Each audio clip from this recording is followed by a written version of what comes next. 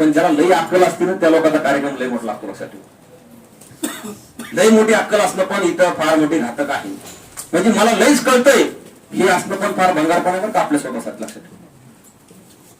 एखादा दिव्यांग मुलगा प्रांजल पाटील लोकल मध्ये जाऊन प्रवास करायची, लोकलने जायचे. अहो त्या मुंबईच्या लोकल मध्ये सर्वसामान्य माणसाला चढायला सुद्धा एवढी प्रचंड अडचण आहे. तिथे ही दिव्यांग मुलगी जिला काही दिसत नव्हती, ती अशी हात करून चालायची, ती मुलगी आज IAS अधिकारी आहे. मला ते उदाहरण तुम्हाला का सांगायचंय, यशस्वी होण्यासाठी लय मोठी अक्कलीची पण आवश्यकता नसते बरं का. आणि तुम्ही लय भारी दिसतात किंवा चांगले 2 डोळे चांगले हात आहेत आणि मग तुम्ही लय छान आहेत म्हणजे तुम्ही लय मोठे होणार आहेत असाही भ्रम नाही ठेवायचा मनामध्ये.